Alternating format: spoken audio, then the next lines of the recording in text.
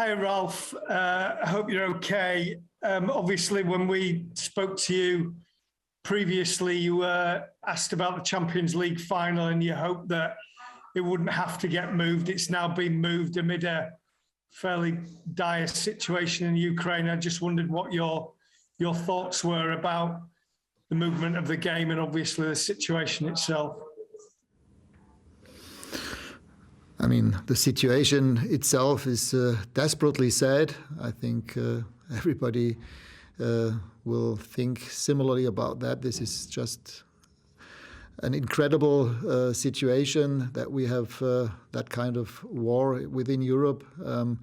And therefore, I think the decision that UEFA took was inevitable, and it was the right decision. The game on Wednesday obviously finished in a good way for Manchester United. I don't know what your thought around the overall performance would be, but given Arsenal's win last night, how important is it you maintain the momentum that you've built up in recent weeks and beat Watford tomorrow and kind of keep up the pressure for fourth place?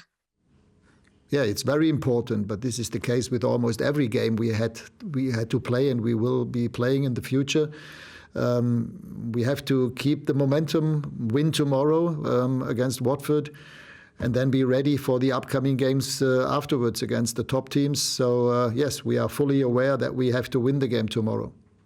Ian Irving. Hello, Ralf. I wonder what's your relationship like with Roy Hodgson? Is he someone that you've met down the years, have ever been at any sort of events with? Yes, we met quite a few times in the past, not in the last 2 years, but before that. I think we haven't played against each other as far as I remember with teams. But we know each other, and I'm looking forward to shaking hands with him before and after the game. What sort of an impact do you think he's made at Watford? How different do they look now compared to maybe a few weeks ago? Well, in his first 2.5 games, he played in a 4-4-2, like he used to play with his former clubs.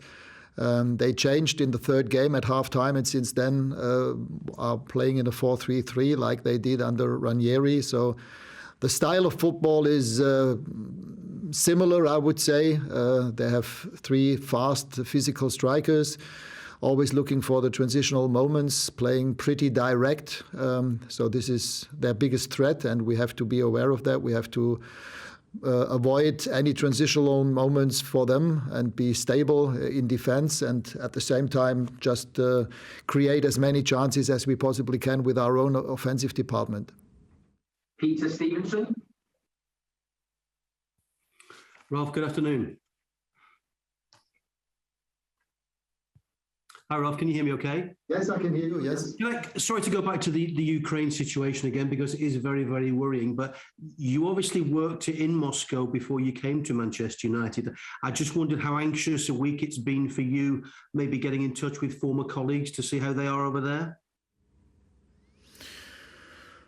Well, yes, but I think everybody has the same opinion about what's happening there. This is just a human disaster, what's happening there for all the people involved. Right now, as far as I can tell, the situation in Russia and especially in Moscow is still safe, but this doesn't change anything about the whole situation, which, as I said, is desperately sad. And I still, when I watch TV in the morning or in the evening, I still cannot believe what I see there.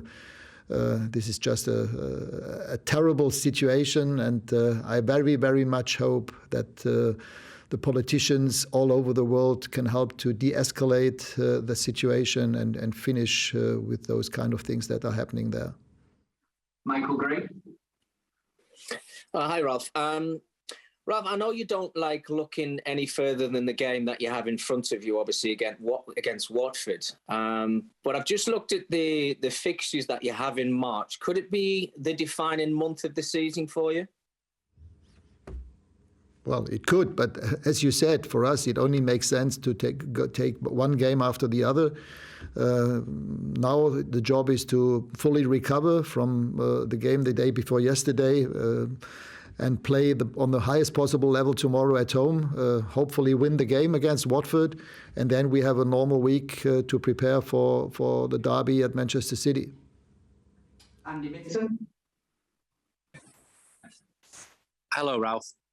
Are you any clearer as to why your team played as they did in Madrid on Wednesday evening? And also, while we're talking about Madrid, were you aware of the song which the supporters were singing for Anthony Elanga? Do you know the words? Are you aware that the original is from Germany? Yes, I know. And of course, everybody could hear them singing that song, Rhythm is a Dancer. Yes, I know that song, but it's nice for the boy, and it shows how creative our supporters are. But I also must say, although all the headlines quite logically were in his favor, it was not only him. I think in the second half, we changed the momentum. We regrouped the whole team. And it was not only him, but also the other players and the other subs, including Nemanja Matic, who helped to change the game.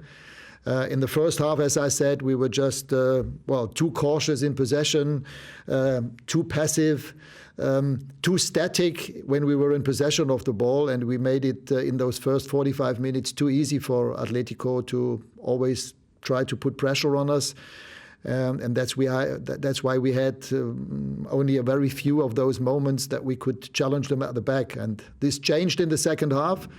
And that was one of the major reasons why we were able to equalize. And at the end, even with another 5 or 10 minutes to play, we might have even won the game. But in the end, it was about the result. The result was good. I think it leaves us all the chances in the world to proceed to the next round without saying that it makes things easier. This will be a tough game to play in 3 weeks. But now our full focus is on the Premier League and on tomorrow's game against Watford.